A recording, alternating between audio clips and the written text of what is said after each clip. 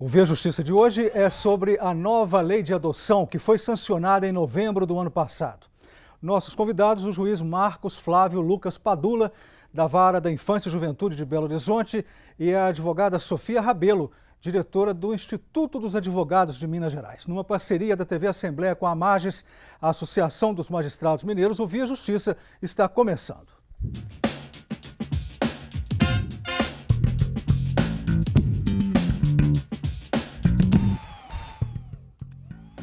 A nova lei de adoção no Brasil alterou o Estatuto da Criança e do Adolescente, a CLT e o Código Civil. Dr. Marcos, em linhas gerais, como ver as novas regras de adoção no país? Essa nova lei de adoção, 13.509, agora aprovada em dezembro do ano passado, basicamente ela procura tornar mais rápido o processo de adoção. E, inclusive dando vários instrumentos para que a própria destituição do poder familiar, dentro dos limites, lógico, da lei, possa também ser decretada com mais rapidez. Ao contrário da lei de 2009, 2010, que tinha uma visão já mais de prioridade da família natural.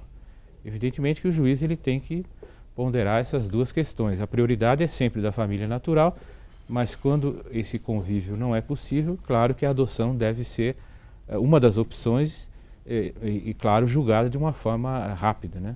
Doutora Sofia, como que a senhora vê essa nova lei de adoção?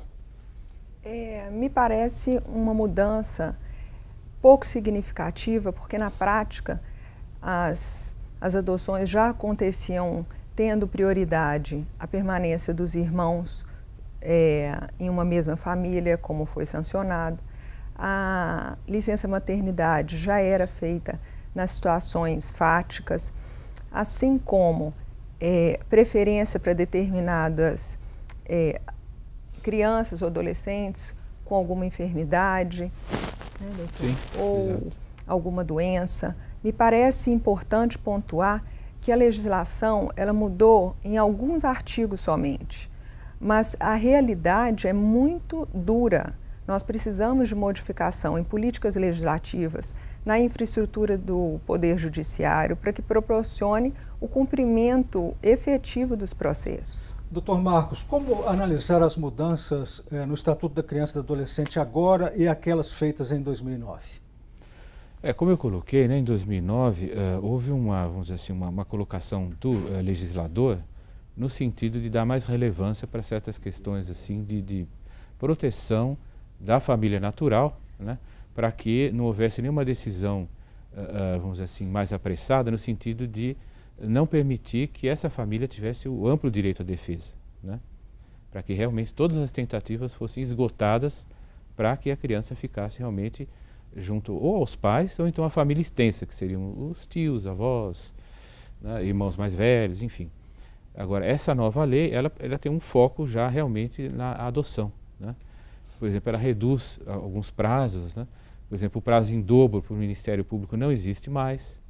A contagem dos prazos, que pelo Código de Processo é em dias corridos, Ou seja, inclui sábado e domingo.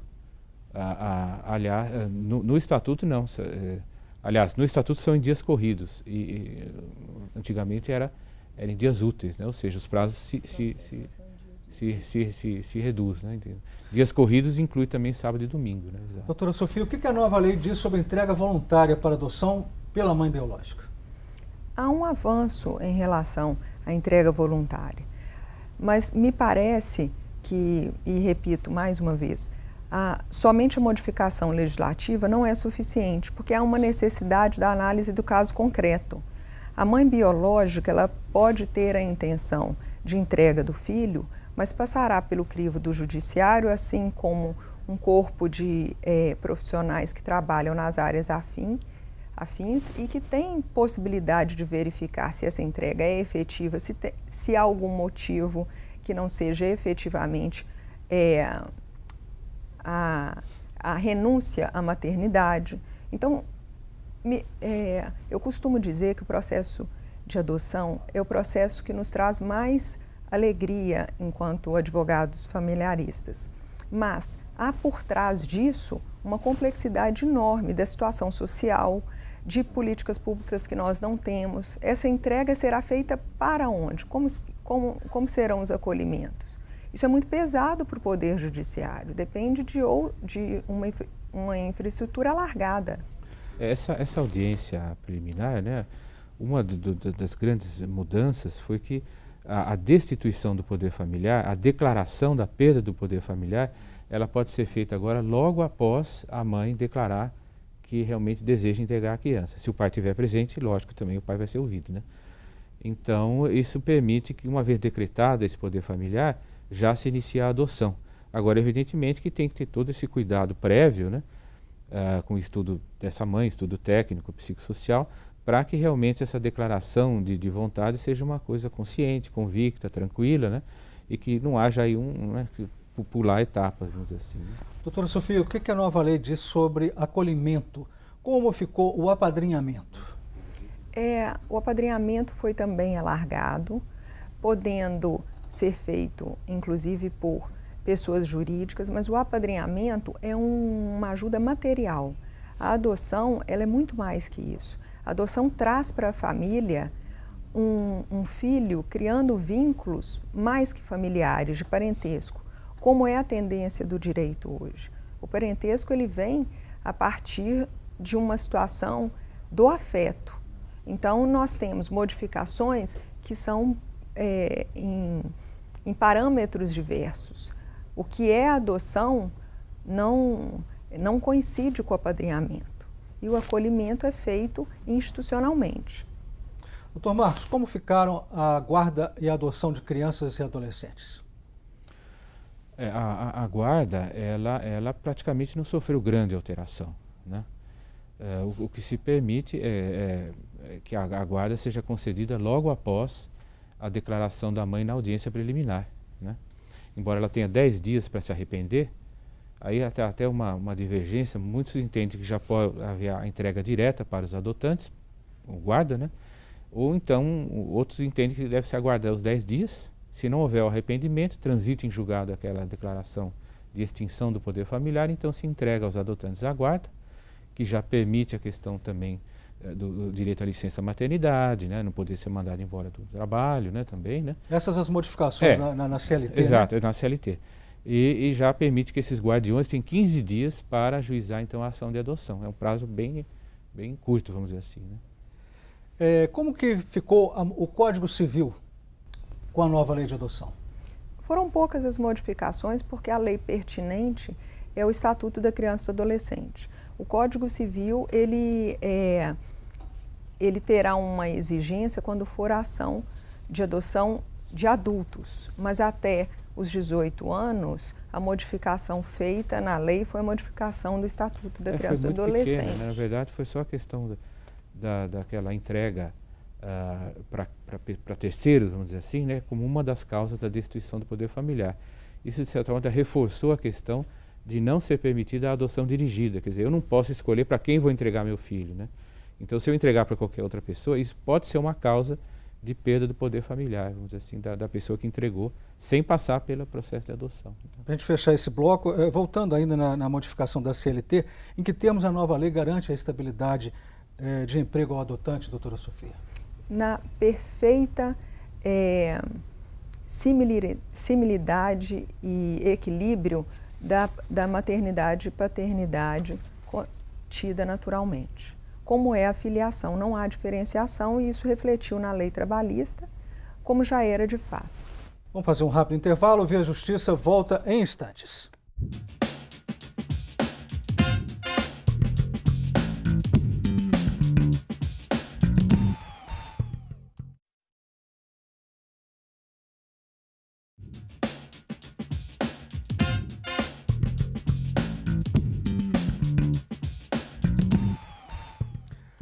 O Via Justiça analisando a nova lei de adoção no Brasil. Participam do programa o juiz Marcos Flávio Lucas Padula, da Vara da Infância e Juventude de Belo Horizonte, e a advogada Sofia Rabelo, diretora do Instituto dos Advogados de Minas Gerais. Doutor Marcos, quais são as dificuldades nos processos de adoção que levaram às mudanças da nova lei? A nova lei procurou encurtar, né, como eu disse, os prazos, no sentido de se tornar mais rápido, né, e também algumas das garantias que eram exageradas, às vezes, para os pais biológicos, a lei também restringiu, por exemplo, a questão dos pais que são citados, que não contestam, ou seja, não se manifestam. Antigamente eles tinham que obrigatoriamente serem ouvidos também em audiência, mesmo que não tivessem contestado. Atualmente não, né? Se eles não contestaram, não se manifestaram e não forem encontrados, então eles não necessitam mais ser ouvidos em audiência, porque se entende que eles também têm que ter um mínimo de, vamos dizer assim, interesse, né, em ter a criança, o filho, novamente em sua companhia. Se eles não se manifestam, se entende que também não seria obrigatória a oitiva em audiência. São questões aí para realmente tentar fazer com que essa destituição possa ter maior celeridade, maior rapidez e também chegar a uma adoção, né? E evitar, claro, o abrigo, né? Todos nós não queremos que as crianças fiquem aí acolhidas sem perspectiva de convívio, né? Doutora Sofia, eu gostaria que a senhora fizesse uma análise dessa lentidão sob a lei anterior, né? E dessa celeridade de agora. Então eu pergunto para a senhora, essa celeridade é boa? Ela é segura para os adotandos? Quais são os argumentos contrários a essa celeridade posta na nova lei? Sim, a celeridade é interessante, mas a lei de adoção, ela modificou muito pouco a estrutura do que efetivamente ocorre nos processos judiciais. Exemplo, há um prazo fixado para o julgamento do processo de adoção que necessariamente precisa de uma infraestrutura do Poder Judiciário. É irreal, né? E não há 120 dias é irreal, como se ter um cumprimento desta lei somente pelo Poder Judiciário, se não houver profissionais para auxiliar, fazer os estudos sociais, acolher o procedimento. Então, eu posso me atrever a dizer que a lei quase não modificou em nada. Impor prazo do que não for assegurado para garantir o melhor interesse da criança pelo Poder Judiciário é uma ilusão. Nenhum magistrado julgará sem elementos probatórios suficientes para uma adoção. E há um trabalho intenso de todos os profissionais do Poder Judiciário para que os processos se desenvolvam. Então, o prazo para a celeridade por si só não modifica a celeridade no processo judicial. Com relação a isso, doutor Márcio, eu pergunto ao senhor como que ficou o papel do juiz após essa nova lei? Bom, o papel do juiz é, claro, sempre procurar julgar com a maior rapidez, mas dentro, claro, do que a doutora colocou, de uma garantia, né, do direito dos pais, da criança, né, acima de tudo, né? Então ele não pode, assim, atropelar as questões da ampla defesa, vamos dizer, né?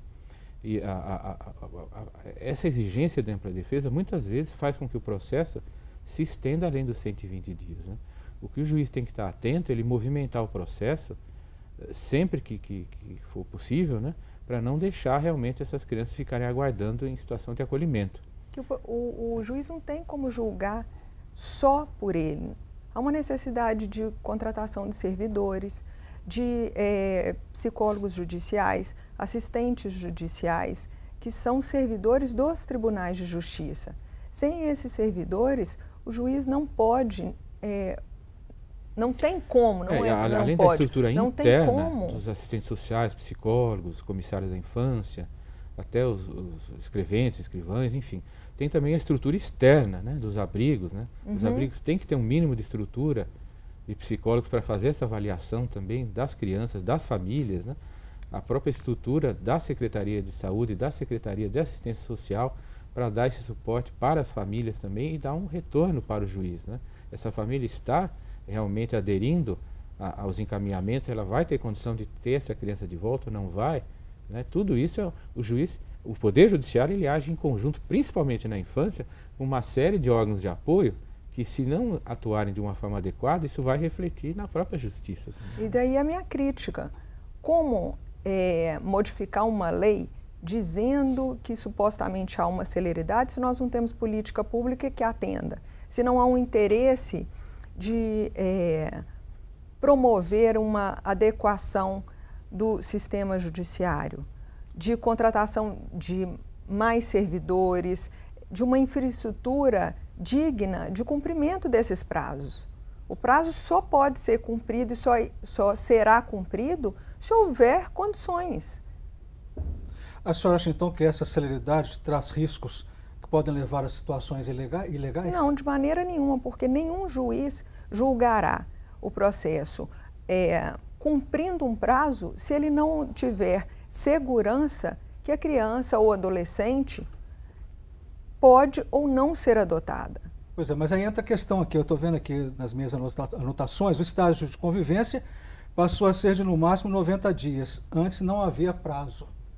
Qual vai ser a segurança do juiz em 3 meses entender o que acontece no estágio de convivência? Olha, veja bem, essa questão dos 3 meses é até um pouco inócua, né? Pelo seguinte, porque a adoção, na verdade, ela é dividida em 3 fases, né? Um processo preliminar, em que a família natural ela é avaliada, né? Isso dura de 6 meses a 9 meses. Se realmente essa família não adere aos serviços de apoio, então se considera em apreciação preliminar, né, que ela não teria condição de retornar para a família, o Ministério Público ajuiza então a destituição, é a segunda fase. Então nós temos procedimento preliminar, destituição, e só depois da destituição é que entra a adoção, né, propriamente dita. Então, durante essa fase da destituição, geralmente a criança pode já estar com essa família. E geralmente isso vai demorar 3 meses, 6 meses. Então, pode quando chegar haver um litígio na destituição. Quando chegar no processo de adoção, essa criança já vai ter convivido com esse casal até certo ponto mais do que 3 meses, né? Entendeu? Então, agora, quanto à questão do prazo de 3 meses, eu considero até um prazo adequado, vamos dizer assim, entendeu? Para que possa se verificar essa adequação no sentido da afetividade, né, entre a criança e os pais adotivos. Entendo que sim. O Via Justiça faz mais um intervalo e voltamos em seguida com o bloco final do programa.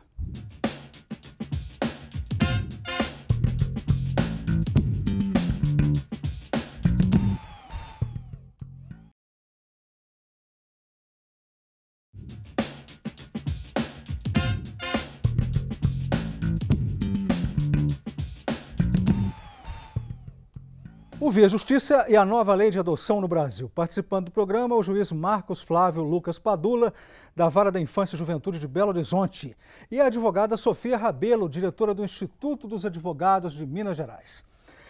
Doutora Sofia, como resolver os conflitos de interesses do adotando e de outras pessoas, inclusive pais biológicos, com essa celeridade que essa nova lei está exigindo?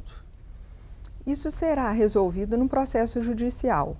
O processo judicial é instruído de um relatório feito por assistentes sociais que analisam o vínculo da criança com a família biológica ou, se houver já um vínculo afetivo em uma situação de fato com uma outra família, isto é sopesado no processo. É isso que constrói o vínculo da maternidade e paternidade. Os interesses serão verificados das famílias, mas da criança, sobretudo da criança. Então, o melhor interesse da criança. Há um vínculo afetivo, há uma construção ali efetiva da maternidade e da paternidade, há condições da família biológica ter aquele filho consigo, porque em inúmeras situações há maus tratos, uma condição social precária. Então, a análise do caso concreto é verificada não somente no processo judicial, mas com os elementos que são levados ao processo judicial. A senhora, o senhor já falaram, né, que o período para a conclusão do processo de adoção será de 120 dias. Prorrogável, né? Por igual prazo, não é isso? Seria 120 dias da destituição e 120 da adoção. Então, não havia um tempo determinado antes. As famílias reclamavam da incerteza gerada nesse processo anterior. Eu pergunto para o senhor, essa incerteza acaba agora? Não totalmente, né? Porque esse prazo de 120 dias, como a doutora colocou, né?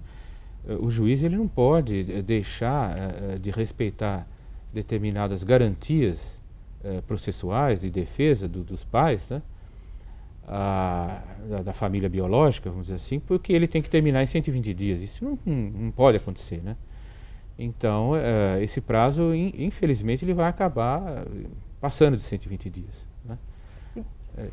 Eu vou aqui me posicionar para o Poder Judiciário, porque não é possível atribuir ao Judiciário o julgamento em 120 dias se não houver condição para o julgamento.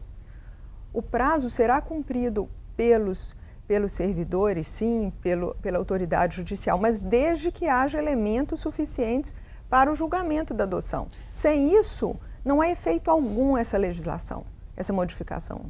Não modificou em nada. Nenhum juiz deixa de julgar por uma situação que não esteja no processo.